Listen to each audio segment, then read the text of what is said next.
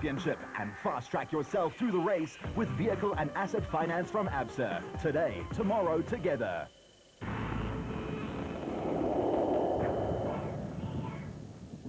Go! When the bell tolled at the start of the 2006 ABSA Off-Road Championship season, it was to the roads and fields of Darling in the Western Cape that the country's best off-roaders set sail. In an 8-race-long season which would test man, machine and pit crew to the utmost, spanning some of the most inhospitable terrain on the southernmost tip of the continent. For the first time in the history of the sport in South Africa, the off-road circus pitched its tent at the spectacular Victoria and Alfred waterfront, Cape Town, for an expo. It set the scene for the Nissan Dealer 400 in Darling in the beautiful Western Cape. An air of expectation dominated as there were the normal start of the season jitters, what with several new teams, new signings to the old teams and old and settled combinations getting ready to do battle over 400 Ks in and around the town that satirist Pieter Gerkhuis and his alter ego Evita Besaidnout made famous.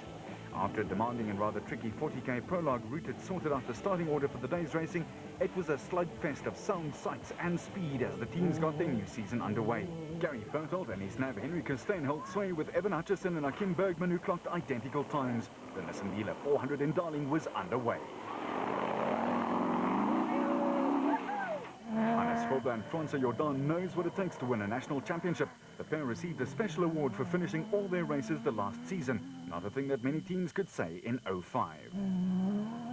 They picked up right where they left off as they charged up from 4th on the start list. Krumler was putting in one of his trademark bull runs.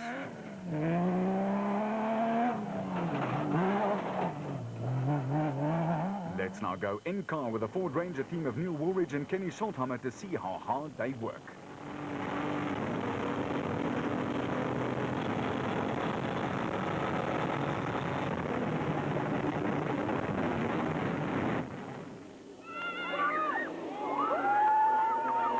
Impressive to say the least. They were well into the first of 3 laps over 125 Ks and it sorted out all their teething problems.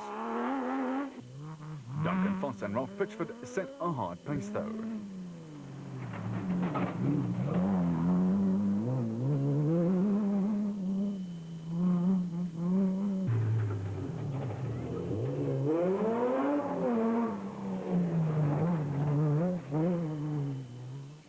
But the revelation of the race thus far had been motorite's Brandon Harkis. He'd had some much-needed sleep and his brand new car also had a facelift, with the appropriate motorite branding making it instantly recognizable. The man in the single-seater was on a mission.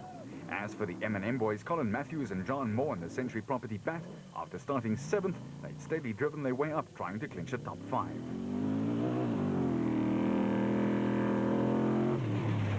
The Class A chaps, Terence Marsh and Michael Whitehouse in the National Mobile Spec 1 Bat, were ultra steady like they've been in 2005.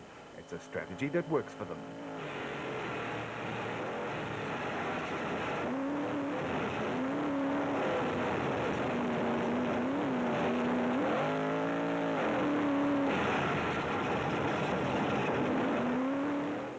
Archie Rutherford and Craig Doubtfire is another team that uses that same philosophy, and they were also progressing with surety on a tough but well-marked route, but one that claimed many punches. The dust was also a factor for teams further back.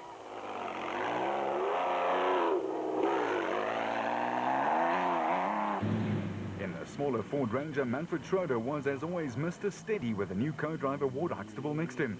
They did, however, have a litany of problems, from a broken side shaft 60 Ks into the first lap to some serious flats, but they kept it going.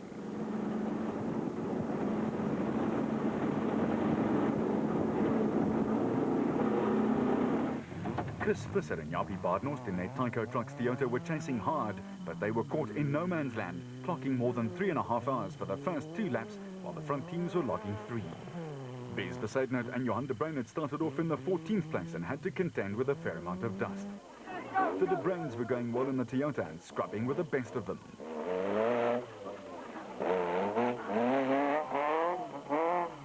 Ernest Corbett and Warwick Goosen in the Second Century Properties Bat were 21st after the prologue, but a super drive saw them climb steadily from that position. They were already into the top 15. Nell and Snolberger were firmly settled just outside the top 10, but couldn't break in. Arnold Duplessis and Johan Knox in their Nissan hardbody were just not quick enough on the day due to overheating problems, and then to make matters worse, they would suffer 3 flats on the 3rd loop.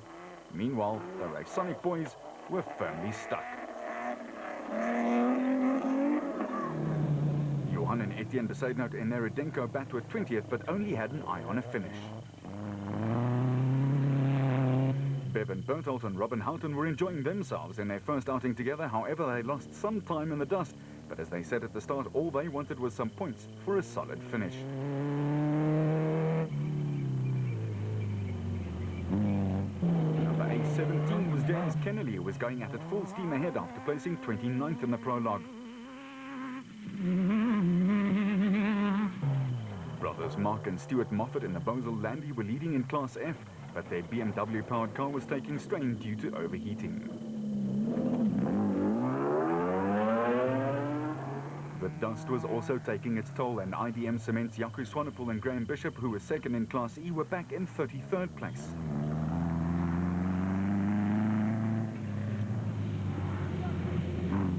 Single-seater pilot David White in his Roacon Truggy was in 30th place, but he would also experience mechanical failure and was forced to call it a day.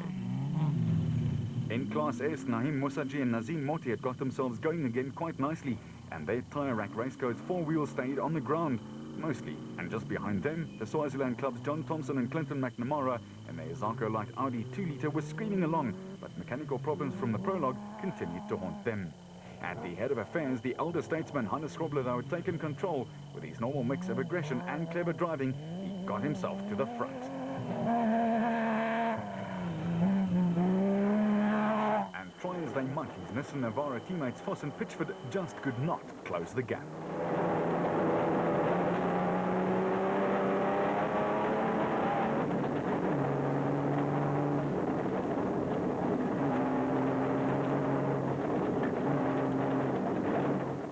And Schultheimer in their Ford Ranger 4-litre were quick too, but they also could not make an impression on Grobler, even though they were closing on Foss and Pitchford.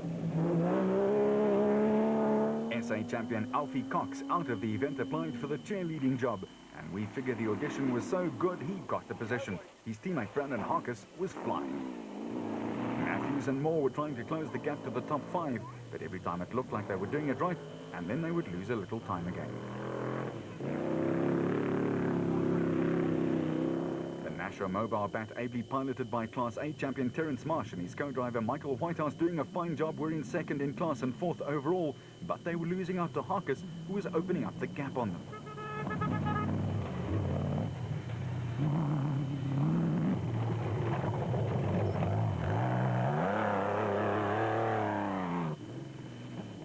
Peace and quiet of the Darling countryside is probably still a little off-centre, because the Tyco Trucks Toyota of Chris Visser and Jabi Baardnost still sounded like $1,000,000 after a pounding in the loose sand and heat of the Western Cape.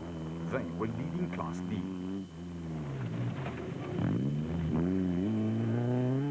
The Edenko space frame vehicle of Bez Besaidnout and Johan de Bruin also had a solid drive early on, and they were very consistent.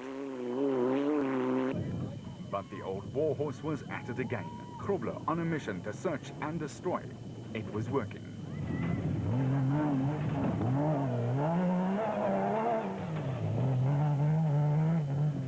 Harkis, son of the legendary Arthur, would have made Dad proud as he was setting the pace and making all the running in Darling.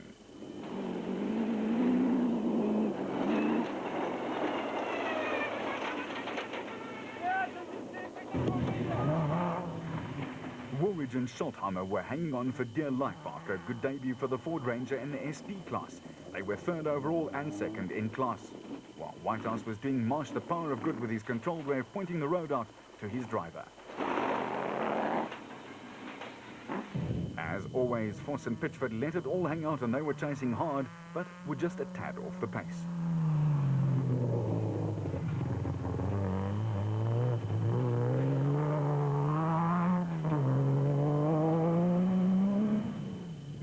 Almost in sight, there were still a few whoop-de-doos and yumps and bumps to negotiate, but a large percentage of vehicles did not get to the finish line, indicating the severity of the route and the terrain.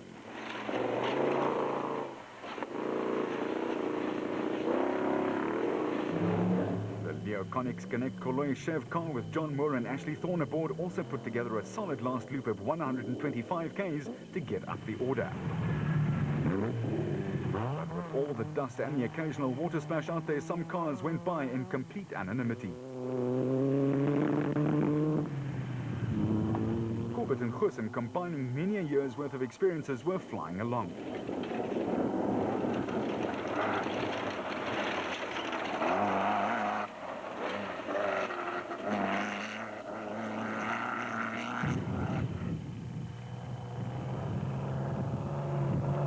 While Archie Rutherford and Craig Doubtfire in the second Dasher Mobile race car were doing their sponsor's product a world of good with a fine showing. Berthold and Houghton were showing remarkable restraint in the Castrol Toyota Hilux. It was their debut in the car, and they did well with it.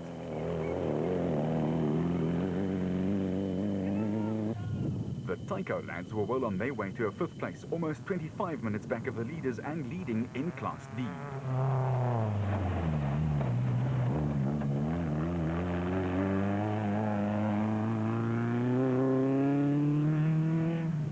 Martin and Oki Fourie and another Castrol Toyota were also creeping up the order and upset a few of the works team's plans.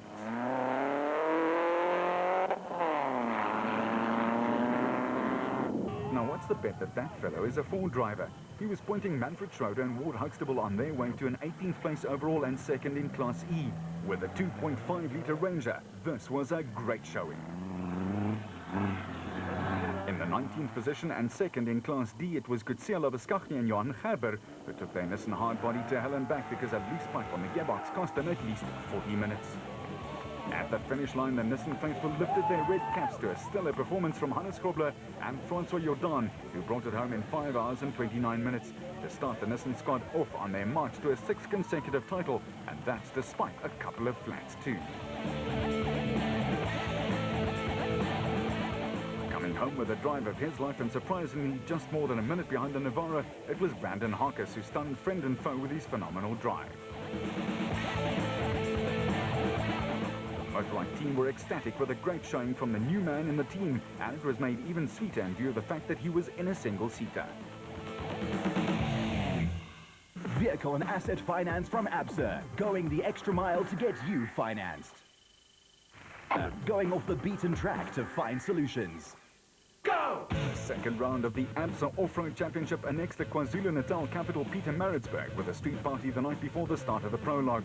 After all the pleasantries were done, it was time for the prologue at the Aston Farmers Club start and finish area, and in between the field of 93 entrants would face 40 muddy, slippery, tricky and energy-sapping kilometers to determine the starting order for the second day's racing. At the top end, it was Foss and Pitchford with a 24-second win and 6 specials in the top 10. Was that saying something about the conditions already? The Nissan team ready to do battle on the 2 loops, the west loop of 87 km and the east route over 112 kilometers, which they tackled first.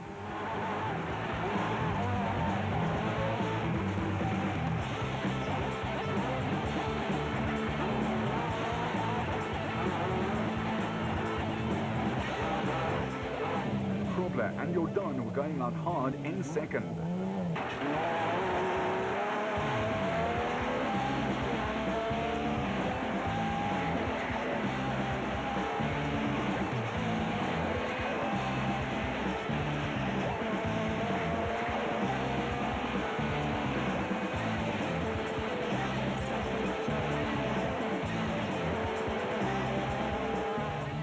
And Birken had made up 15 seconds on Evan Hutchison and Achim Bergman in their Hilux, and they were looking for all the faster routes.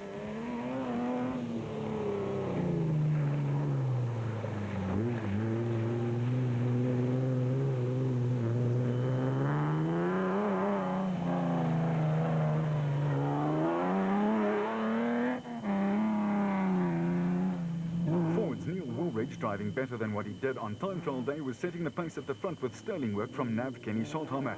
They were on the charge from their 10th place overnight. However, no one was giving anything away.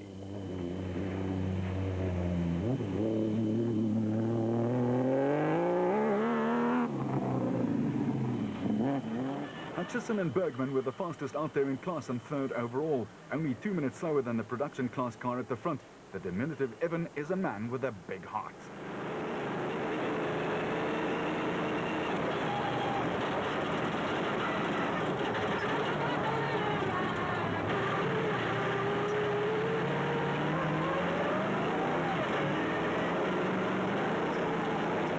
William Battershill and Reg Sutton in their Jimco took fourth despite the fact that they were short in the testing department.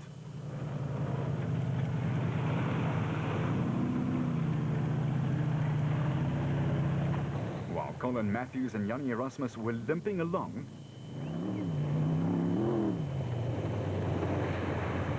Clint Gibson and Michael Brown were pushing the big Chevy engine in the Bat Special 1 as hard as they could, and it responded well.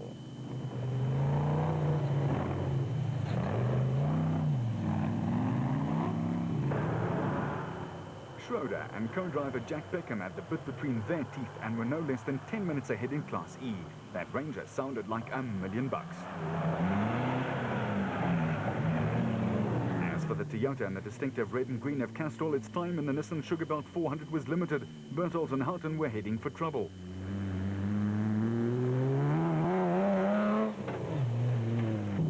The Rapsa team, Nardis Alberts and Colin Hunter, were up into the top 10 with a sterling drive in their bat after nailing down the 8th fastest time in the prologue too.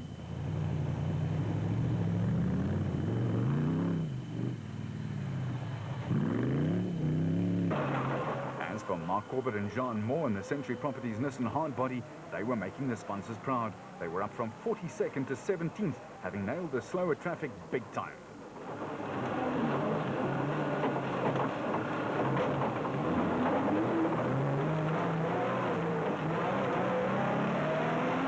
At the finish of the first loop, Voss was back home first, and he was leading Woolridge and Schultheimer by 3.5 minutes. A decent lead for sure.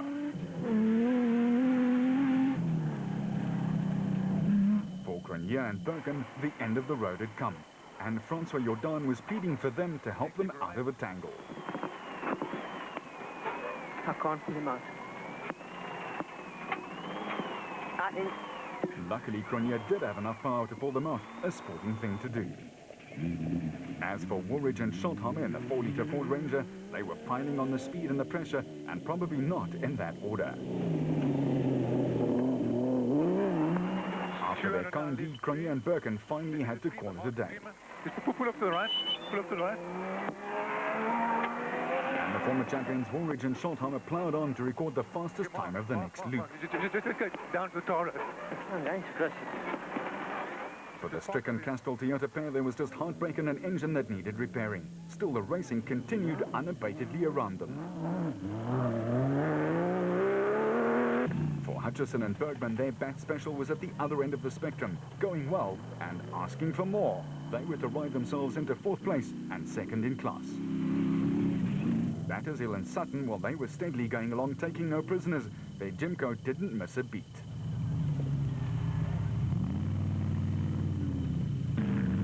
Gibson and Brown were also up into the top 5, starting 11th after the prologue. It was a phenomenal drive.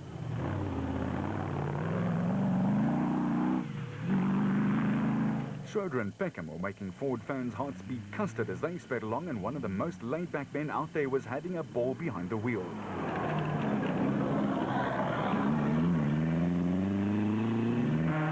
The Brains were piloting their Toyota Hilux 2.7 to a very good clocking, but Lady Luck would also turn her back on the father-son combination. Richard Schilling in the Plastotech Aceco 3.3 had 2 flats but battled on regardless. What's another tyre between friends after all?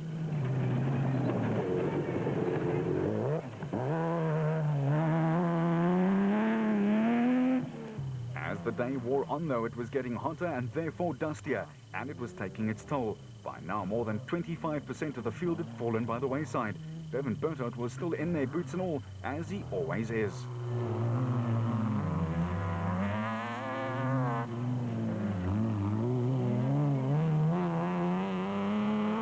Gary Campbell in his Mighty Mag was the first solo driver out there, just outside of the top 20.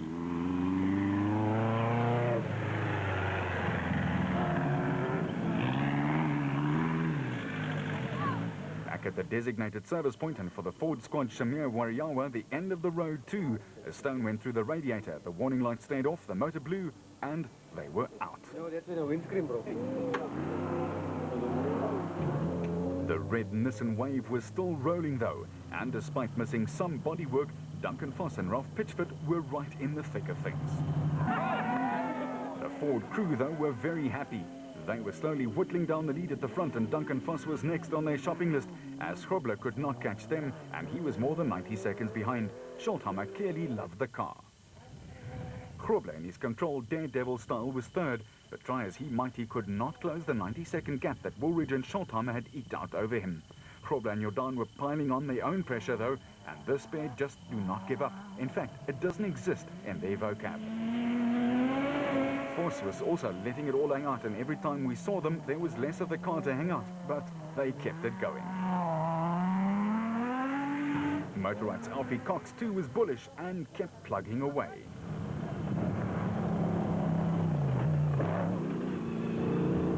Will Battershill had a solid showing, upsetting some of the more fancied big names.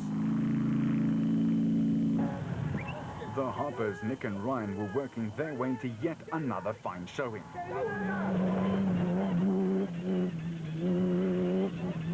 And Clint Gibson's absolute bat was indeed just that.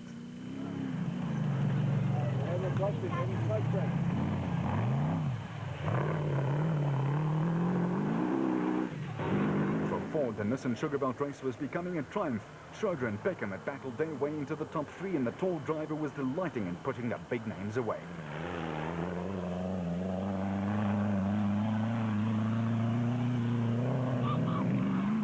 Marsh was still being cautious, and his approach also paid off. The reigning Class A champion had battled brake problems, but had steadily moved into the top five, a superb show of patience. Alberts and Hunter in their Rapsa bat had gone from 5th to 6th in class, losing out to Marsh in the process.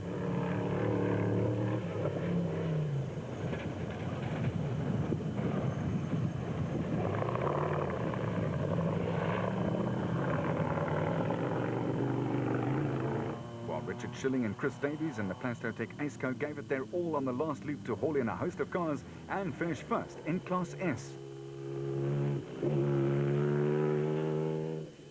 Further back, there were mini races within the race, and even at this late stage, not many men were backing down.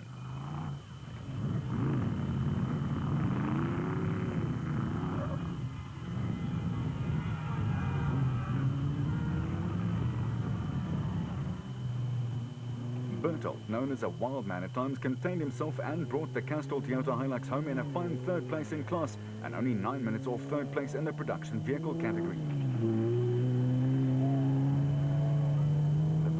Rudy and Pierre in their Zarko Light also had one of the best drives on the last loop, and other than hitting a tree early on, they had a clean run and a top 10 place in the special vehicle class.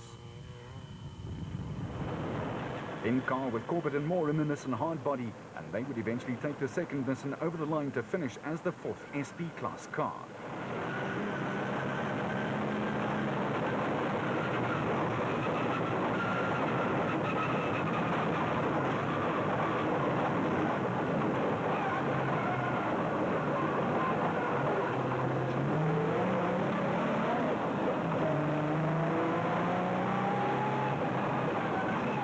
Jan and Hendrik Kraai quietly took their bat through its paces and into 10th place in category and a class win for the B cars. A fine campaign in KZN. On the Michaels, Cliff and Louis kept plugging away to clinch the Class D win in 8 hours and 28 minutes.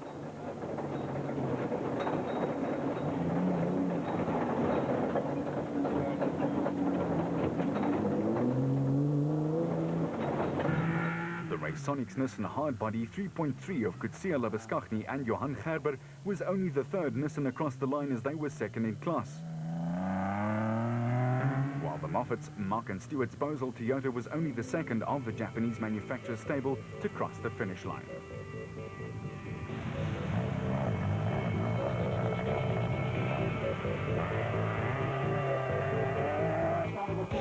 At that line, though, there was great jubilation for the Ford camp, who saw Woolridge and Schulthammer take their first win of the season in 6 hours and 46 minutes. That gave them a winning margin of more than 4 minutes. Krober and Jordan's runners-up spot meant that they still maintained their lead in the championship points log, and it was an ominous sign for the other challengers. At the Natal Off-Road Club's finish banner, it was Hutchison and Bergman who brought the motorized bat across in 6 hours and 55 minutes.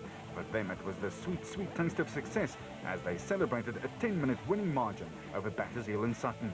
After 2 rounds, Woolridge and Schultheimer joined Grobler and Jordan at the top of the championship chase, while Berthold and Houghton shared third with Schroeder.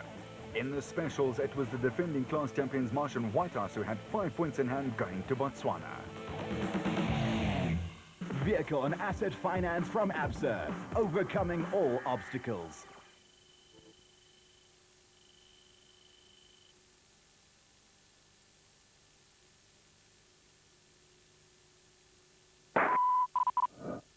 Vehicle and asset finance from ABSA, going the extra mile to get you financed. Go! Gaborone, the capital city of Botswana, played host for the 3rd round of the 2006 ABSA Off-Road Championship Series, and the city was ready for an event that has over the past 25 years become synonymous with tough conditions, testing roads and unstinting spectators who love the fast-paced action of classic off-road racing. The start area at Game City, west of the capital, was packed to the brim as competitors and teams did those vital last-minute settings, tuning and changes that would be needed for a mammoth 1,000 kilometers of slog through the sub-Saharan bush. After the 52k prologue, a full entry of 66 cars were led on their tortuous way by Woolridge and Schultheimer. They sped off and went like the clappers. The Ford SP Ranger pairing of Woolridge and Schultheimer, the 2000 and 2001 winners, were off and away at pace. The Harpers, comrades marathon runner Nick and his son Ryan, were 54 seconds behind and got off to a quick start, and the paddock at Game City in Gaborone was a sea of early morning activity. Gary Berthold and Henry Costain started off in 6th place in the Atlas Copco Bat, and they were letting her rip.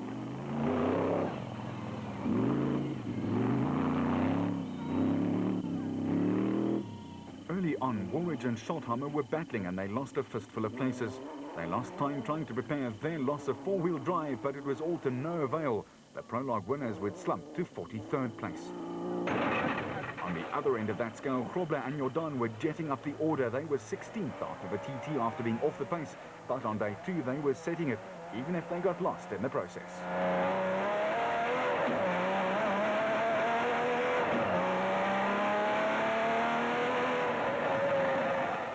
The leading bat at this stage was the Harper Dermason crew, who had done some fine surging themselves and nailed a few big names big time.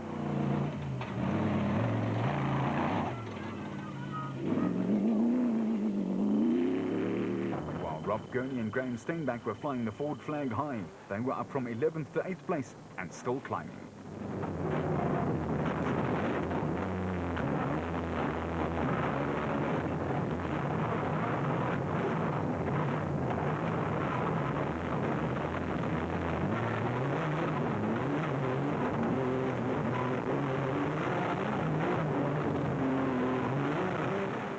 So was the wily old fox Richard Schilling. He was chasing a 9-point lead by Nick Gosler in Class S and winning them back one by one.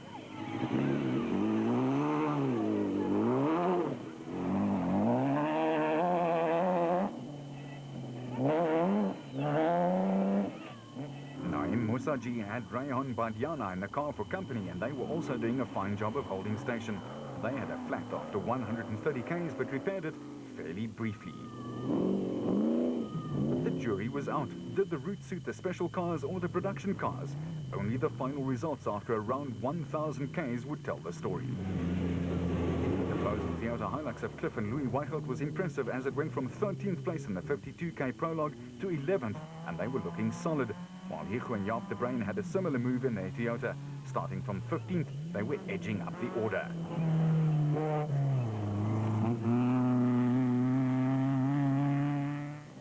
Mark Corbett, running in Class D, and his nav Jean Moore in the Century Property Development's Nissan Hardbody, had just one idea in mind: keep it on the road and go as fast as it takes to do that. As for Manfred Schroeder and Ward Huxtable, they wrong-started a few times, but try as they might, they could not pass Corbett ahead of them. Matthews and Erasmus in the Screaming Green Gondwana Steel Special were holding their own among some of the biggest names in the sport in Southern Africa, with an aggressive Hutchison right on their tail.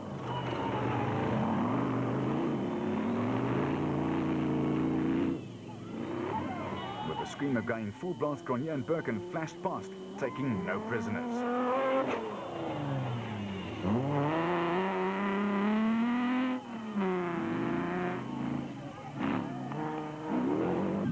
Mr. Consistency, Terence Marsh, was doing his same old, being consistent.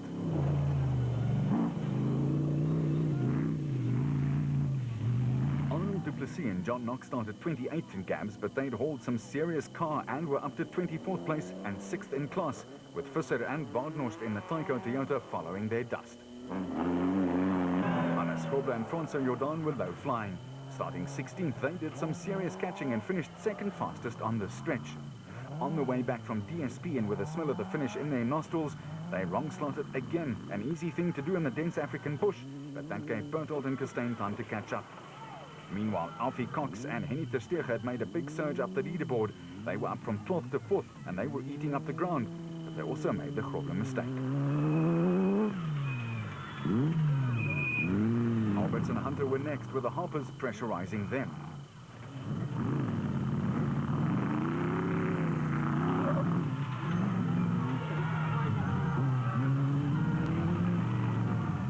With the Castle Toyota looking just a little disguised, Cronje and Birken next appeared. Their haul was rich as well, up from 14th place.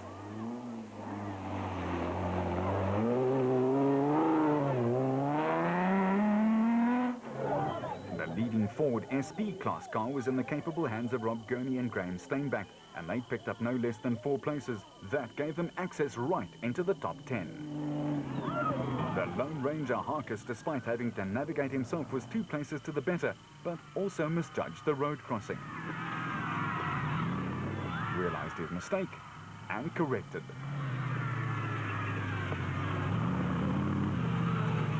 Schilling was ever consistent and holding station in the top 10, albeit rather gingerly.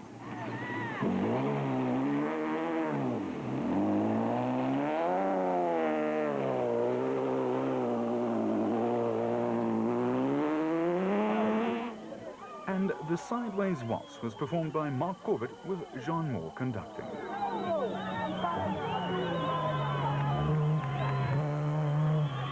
Another slightly modified vehicle was that of the Weichholz, but they still produced a top 10 fastest time for the 460-odd Ks. The Tyco Trucks team, Visser and Baardnorst, were 3rd in class and in an awesome battle for line honours, with Schroeder and Huxtable leading Class E in the Ford Ranger.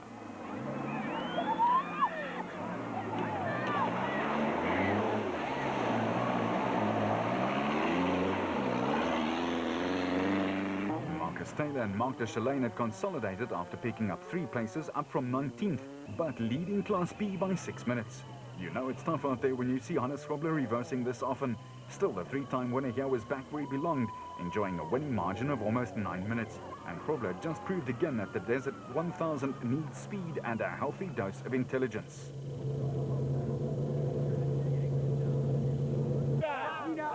Despite a flat with 30 Ks to go, the next car into view was Gary Berthold and his co-Henry Costain, who clocked the fastest time for the day, 3 hours and 31 minutes.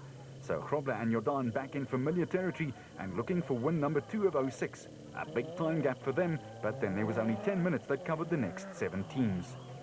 And another 500 Ks of racing left to go. Berthold and Costain were next off to chase down the red racing machine.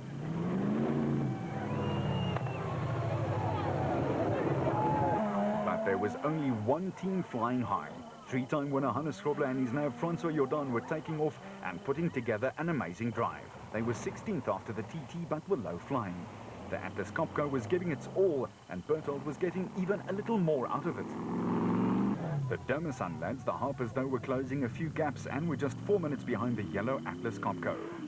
Former motorbike ace Alfie Cox had surged up the field, and with Henny Tersteeg in the co-pilot seat, the motorbike twosome clinched back a lot of places. Colin Hunter and Naldus Alberts kept the Rapsa bat ticking along nicely.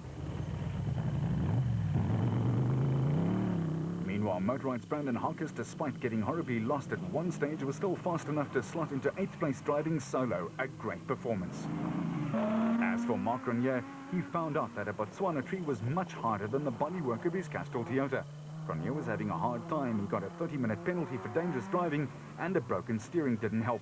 Cliff and Louis Weichhout's Bosel Toyota Hilux was the 3rd of the sponsors' cars in the top 10, and they were going well, and being chased hard by Class D chasers Chris Visser and Jaapie Baardnorst in their Tyco Toyota. The De Bruyn, Zico and Jaap were also on a mission in their Toyota Hilux, and they were up from 14th place after day 2, a fine drive. Meanwhile, Corbett and Moore were doing a little bundu bashing.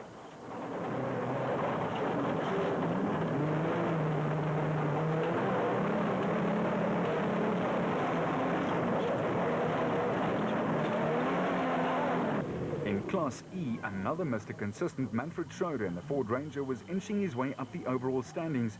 As usual, he took few chances and reaped the fruits thereof. His teammates Woolridge and Schulthammer were coming back from the grave. After being 43rd overnight, they were steaming back to a top 25 place. Their 4x4 was certainly back and in fine working order. The locals also got their money's worth as the battle between Cronje and Birken and another former SA champ Duncan Vos in the Nissan Navara raged on.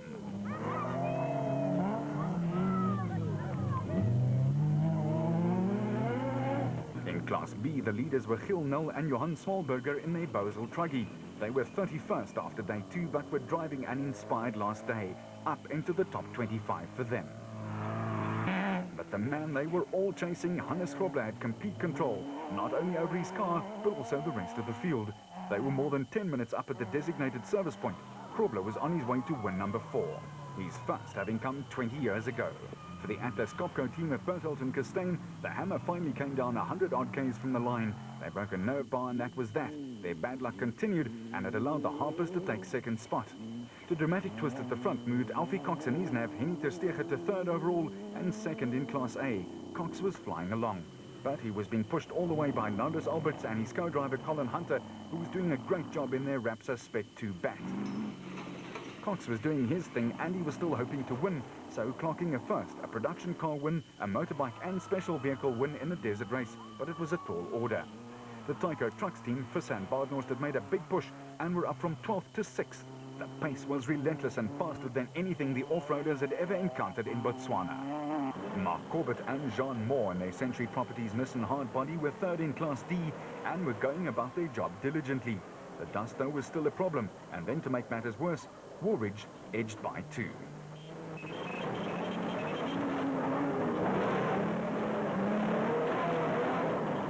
The second works Navara was also edging its way back up. Duncan Vos and Ralph Pitchford were up from 42nd to 30th and still climbing.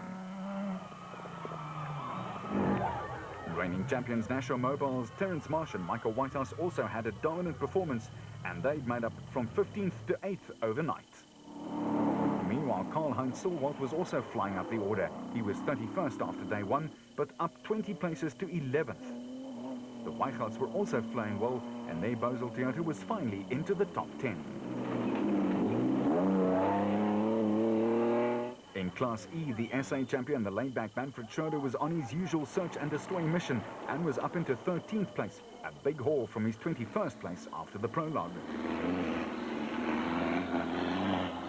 As for the evergreen Richard Schilling and his faithful navigator Chris Davies, they were leading Class S by almost half an hour and still sounding great.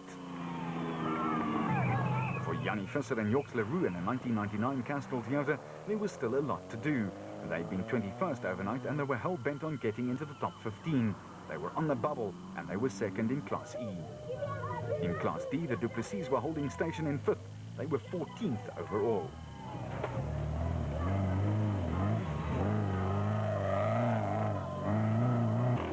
Rutherford and Doubtfire in the 2nd Nashua Mobile race car were just behind them in 16th, but were 2nd in class, chasing Richard Schilling.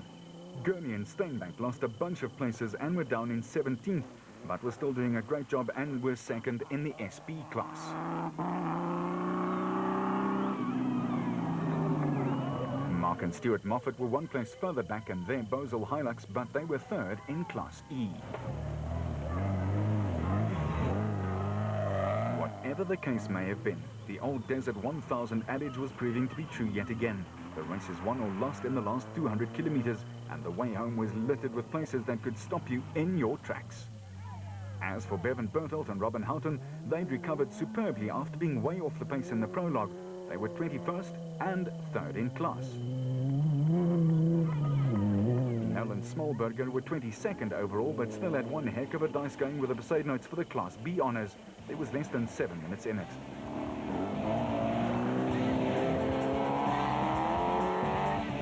The Botswana faithful singing his praises, numbering in the thousands, Grobler was streaking to a very popular win in the Nissan SP Navara. 4 wins spanning 2 decades and a fast time to boot. A fine performance from the man who's won 2 races in 2006 already.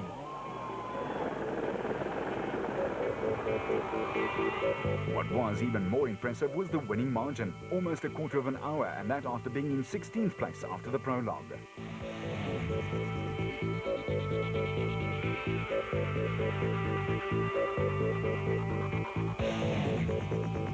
And that helped Grobler jump out to a 20-point lead after 3 rounds. Go!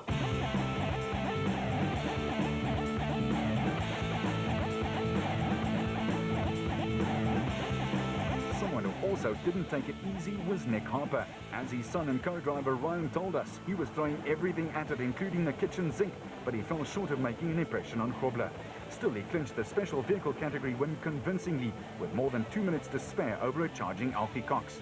And it was a dream that came true for Nick.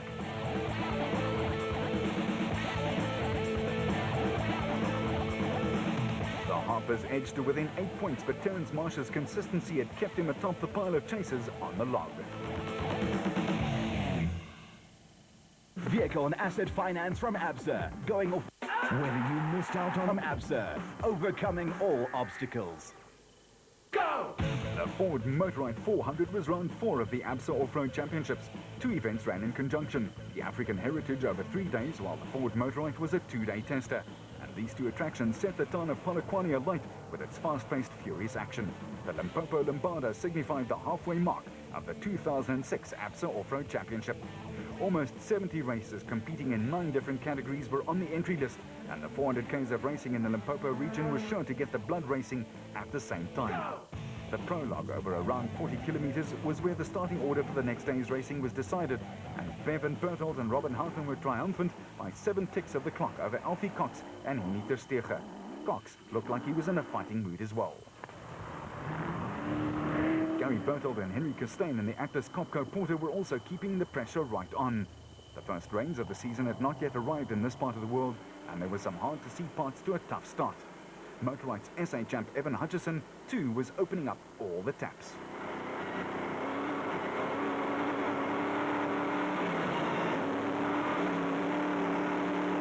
And in the dry riverbed that they raced back to the finish line at the Eysterbach Resort, he took the lead briefly.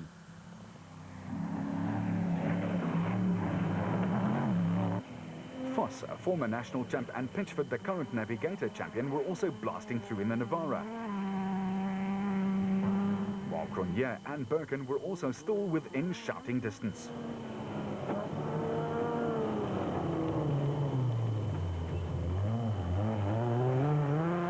Colin Matthews had it going nicely in the screaming green bat. And the Harpers in their brand new Kartek livery were on their way to another impressive haul of championship points.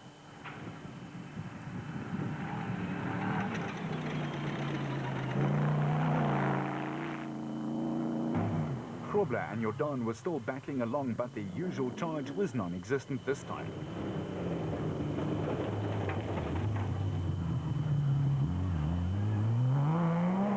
But these lads were definitely charging. Another former championship winner, Woolridge and Schultheimer, were hammering away in the Ford Ranger.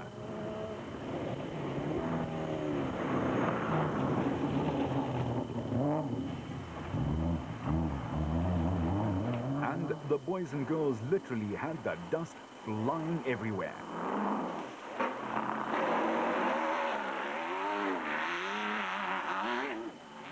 The temperature had climbed steadily all day, and in typical Limpopo style, it had become quite warm.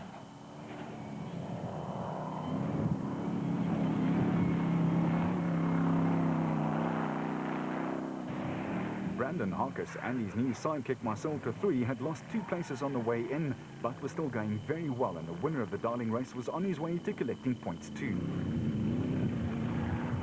The Weichholtz and the Bosel Toyota were going quick, but just not quite quick enough.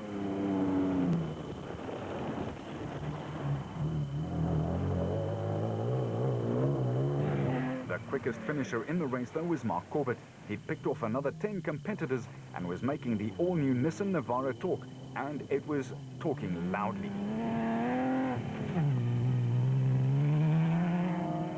racing in the old riverbed on the way to the designated service point was lightning fast at times and tested drivers and machines to the limit. It took a lot of concentration and some skill. As for Richard Schilling, this former champion still loves it, and 20 years after first winning on circuit, he now led the Class S championship. The Besaid notes, Johan and Etienne in the back were up into the top 30 after starting in 41st. While Class E leader Schroeder looked like he was going to extend his lead even more in the championship chase.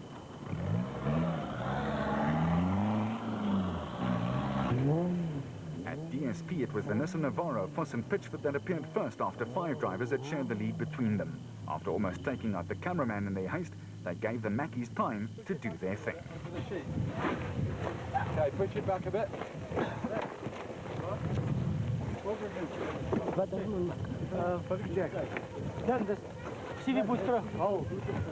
Cox and Versteger's motorized bat was next. They clearly had had tyre trouble as well as getting lost due to a broken odometer.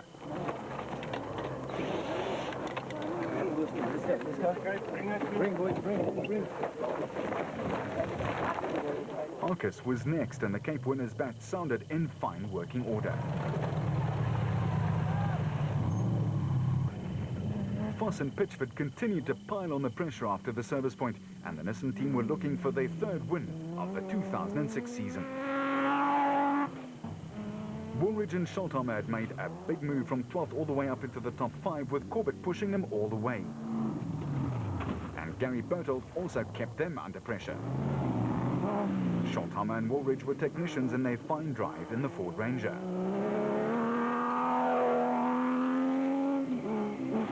While Hutchison and Bergman were 3rd in Class A and 6th overall.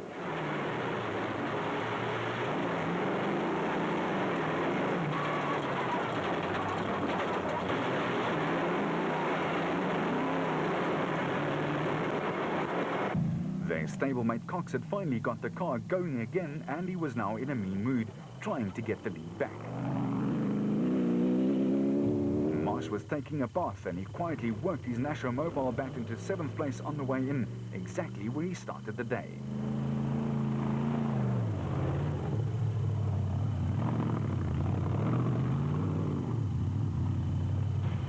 Matthews and Erasmus were superb and made the works team sit up and take note. With Gerard du Plessis and his wife Kirby doing exactly the same, they were in 9th position.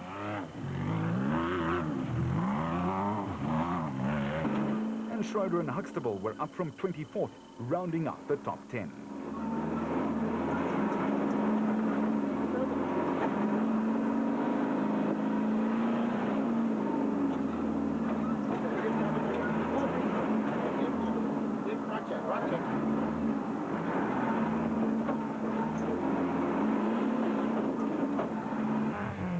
Chris Visser and his co-driver Jaapie Badenhorst were just outside the top 10, and the Class D leaders ensured that they stayed right there. While Jannie Visser and Joks Leroux were in 15th place on the way into the line.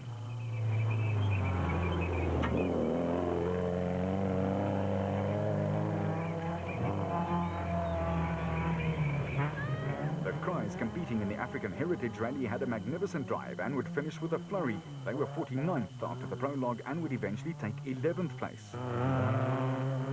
Harkis and his new nav dropped 1 place and settled for 12th.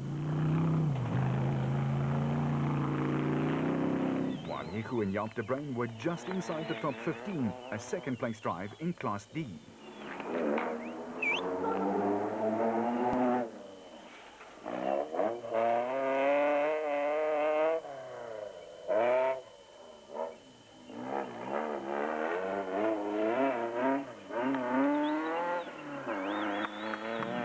The Weichels had to settle for 3rd in Class D, but that kept them in championship contact. While Rob Gurney and Bapumzi Roboluza filled 17th place and 4th in the SP class.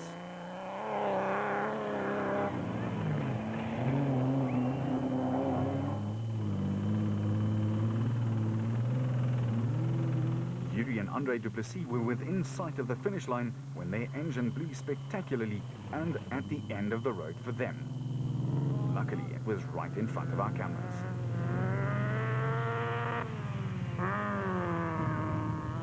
And Rutherford and Doubtfire in the National Mobile Jimco got horribly lost.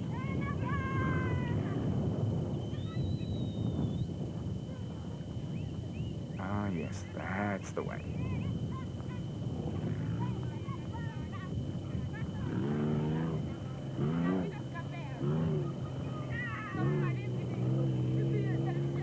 Gary Gillingham and Peter van Vieren almost stalled it through the water, but recovered to take the Class S win.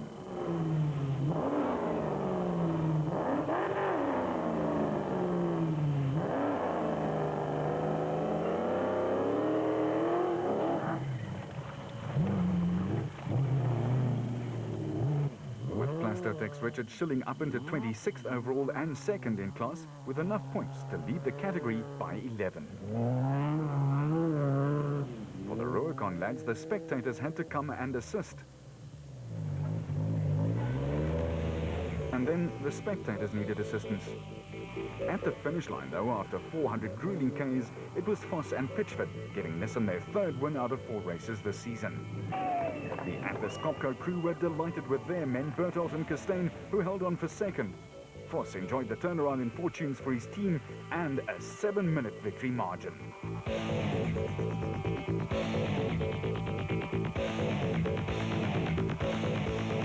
Go!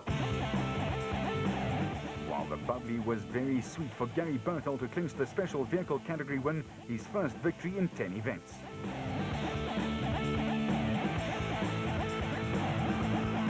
Krobler and Jordan will be on tender hooks as their lead was almost overtaken at the top. They only lead by 4 from the Ford Dio.